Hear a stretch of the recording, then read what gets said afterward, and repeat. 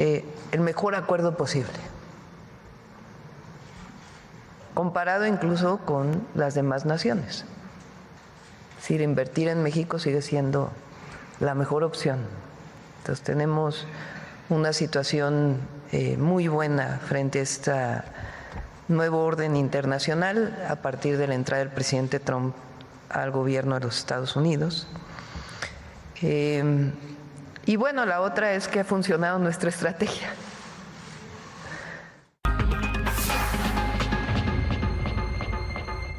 Bueno, ya escuchó, México ganó con la decisión del presidente Trump de prorrogar por 90 días la imposición de 30% de aranceles a productos mexicanos. Sin embargo, la presidenta admite que sí hay afectaciones porque aún hay un arancel del 50% en acero y aluminio, menor al 25% en el sector automotriz, y porque hay descuentos relacionados con la fabricación de partes en Estados Unidos, México y Canadá y otros aranceles.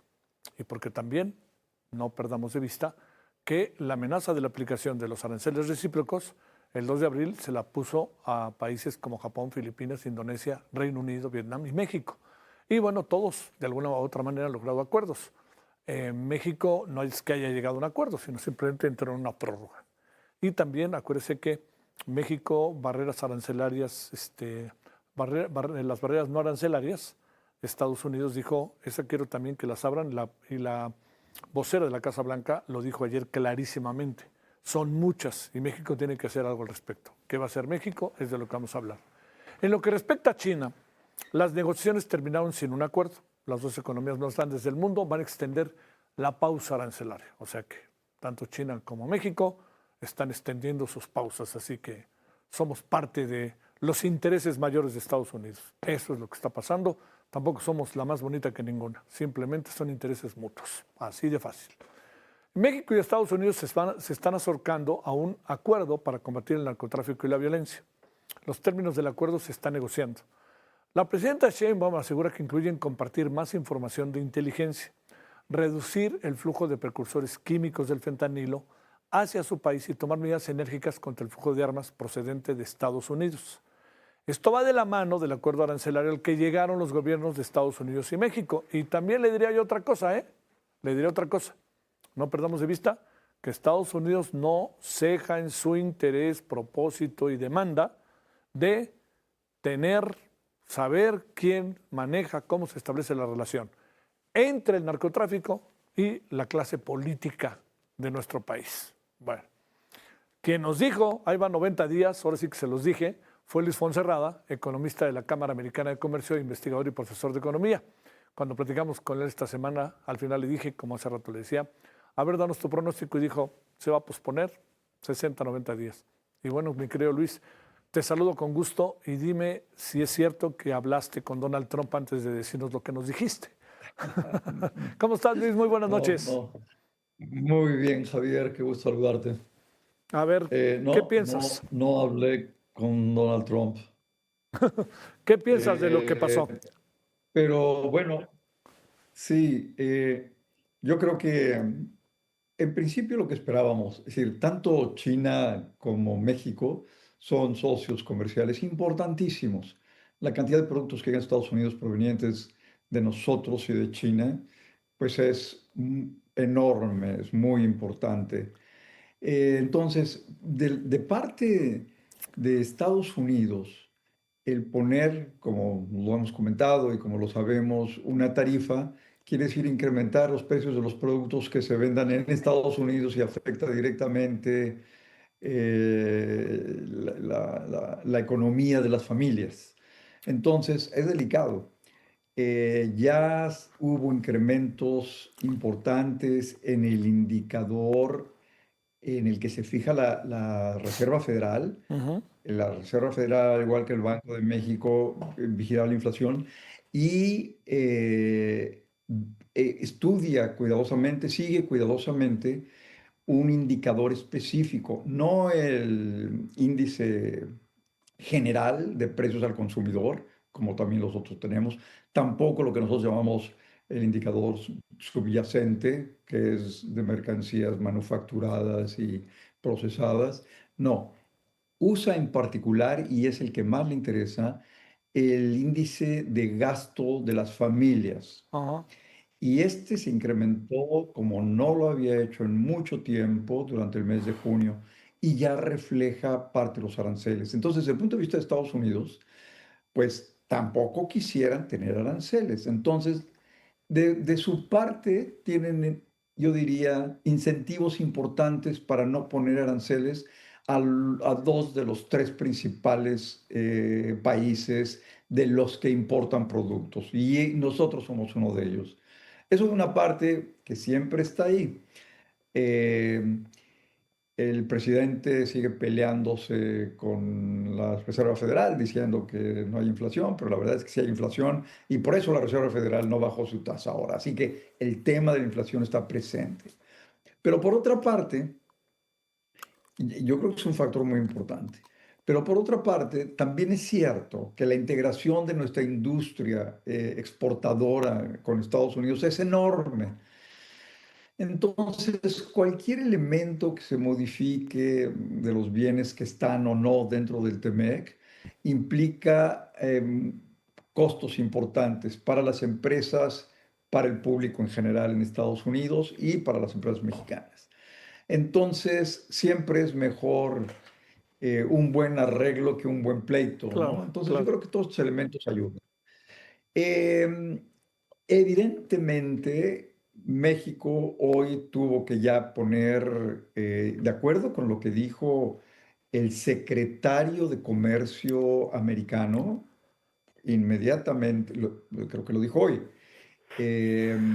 o ayer mismo, dijo que México había aceptado eliminar absolutamente esto que comentaste, que son las barreras no arancelarias al comercio. ¿Qué son esas barreras no arancelarias? Son un montón de cosas. Y México sí tiene barreras importantes para no importar algunos bienes, servicios, productos de Estados Unidos. Y hace un par de meses el Departamento de Comercio también envió una carta con una lista enorme mostrando que había barreras no arancelarias. Es decir, no es que México ponga impuestos, sino que dilata, complica la importación de bienes. Claro. Eso quiere decir las barreras no arancelarias, ¿no?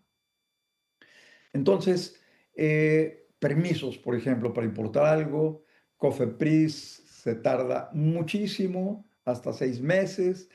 A mí me consta haber tratado de ayudar a unos hospitales a traer hace algunos meses un microscopio electrónico que no existe en México y el pobre microscopio se quedó 6 meses en la frontera, por ejemplo, ¿no? O un poco más. Sí. En fin, este es solo un ejemplo, una anécdota de lo que son las barreras no arancelarias. Y hay muchos más.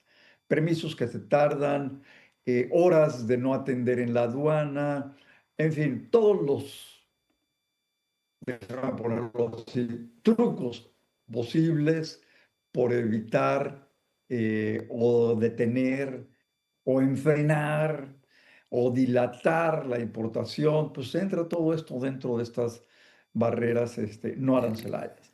Y según el secretario, en la conversación con la presidenta, el secretario de Comercio americano, México aceptó eliminar, y así lo pone él, absolutamente y de manera definitiva todas las barreras no arancelarias. Sí.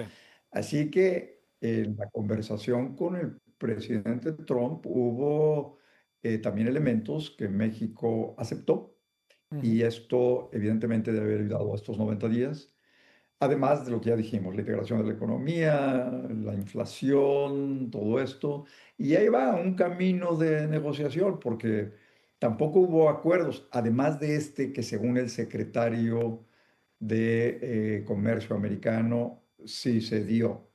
Entonces, y lo dice así muy claramente en un tuit, eh, pero no hay un acuerdo en general. Entonces, siguen las negociaciones, seguirán los acuerdos y evidentemente, Javier, tal como lo dijiste, hay una parte política muy importante porque pide identificar a los integrantes de la clase política que pueden estar vinculados con el narcotráfico, ¿no? Sí. Oye, Luis, la señorita Caroline Levitt, la vocera de la Casa Blanca, dijo con toda claridad, México ofreció quitar las barreras no arancelarias y luego dijo, porque son muchas, ¿no? O sea, ahí, ¿qué supones que pueda Sí. pasar? ¿Cómo puede manejar esto México? Porque a lo mejor en el ofrecimiento de atemperar la bronca, tú dices, bueno, sí, sí, pero les dijiste sí y aquellos se trepan naturalmente en esto. Y segundo, en este mismo sentido, Claro. ¿qué crees que pueda pasar con el acuerdo en materia de seguridad? Digamos, ¿hasta dónde puede llegar un acuerdo de seguridad cuando tienes al elefante, ahora sí que en la sala de tu casa, cabrón, en el caso de México? Claro. Bueno, primero, creo que sí, tiene razón, hay una lista muy larga que enviaron hace un par de meses con todas estas barreras no arancelarias. Sí son muchas. Y México, aparentemente, por lo que dice ella y el secretario de Comercio, aceptó eliminarlas. Tiene razón, no es un proceso necesariamente fácil.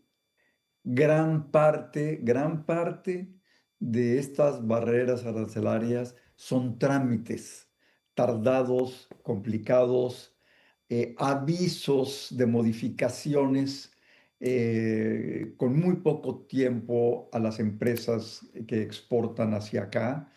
Se han quejado de que se avisa un cambio en el proceso 2 semanas antes. Entonces, pues claro que ya no les da tiempo proceder con la exportación y cumplir los requisitos que se imponen. Sí, son muchas. Y pues sí, ya te dije que sí las voy a quitar. No, a lo mejor no te dije exactamente cuándo, pero bueno, ahora hay de nuevo un plazo de 90 días para que existan o no de nuevo estas tarifas del 30% que está ahí como espada de Damocles, ¿no? Sí. ¿Qué va a pasar con la parte de seguridad y la parte de los vínculos y la parte política? Yo creo que es tan importante como tema que me parece que es mucho más importante que el TEMEC e incluso que esto de las barreras no arancelarias. Yo creo que, sin saberlo, creo que debe haber sido una parte muy importante de la conversación con el presidente Trump. Sí, Y creo que se va a mantener y creo que van a seguir presionando y van a presionar fuertemente. sí. Eh, el TEMEC está en su línea de negociación, pero esto no. No, esto de la seguridad es otra cosa. Oye, muy en breve, ¿de qué tamaño es el agujerote, Luis, que nos hace la dramática reducción de remesas ya con los datos del mes de julio? Mira, eh, sí se han reducido. Eh, la verdad es que el impuesto que se impuso y el miedo a llegar a enviar dinero para los indocumentados sí detuvo de manera importante el envío, pero nada todavía muy significativo, Javier. Además, el impuesto al final resultó extremadamente bajo. Sí, Es un impuesto en el que recaudarían 200, 300 millones de dólares frente a los 65.000 millones. sí, O sea, es ridículamente bajo, es casi simbólico, diría yo. Y con que se puedan enviar las remesas a través de alguien que tenga una cuenta de banco o que sea residente legal o ciudadano, entonces el impuesto no se aplica. Así que creo que al final, y una vez que pase, si es que pasa pronto, esta situación de gran vigilancia de las personas que pueden enviar. Mira, el miedo a ser deportados paró construcciones porque no se presentaron los trabajadores por temor de que los fueran a buscar allí. Lo mismo pasó en el envío de las remesas, ¿no? Sí. O en jardines, faltaron jardineros. Entonces, creo que esto va a atenuarse y creo que las remesas volverán, claro, con una pérdida que a lo mejor ya no se recupera Ujú. y ciertamente puede incluso ser menor que la del año pasado, ¿no? Pero me parece que todavía no es muy significativo, Javier. Bueno, Luis Fonserrada, te mando un saludo y que conste que ahora sí, yo te dije cuál era el pronóstico y casi que lo dijiste exacto, ¿eh? O sea que, oye, cómprate un billete de lotería o algo así, ¿no? Gracias, Luis. Un día de estos, Javier. Un Gracias, abrazo. gracias.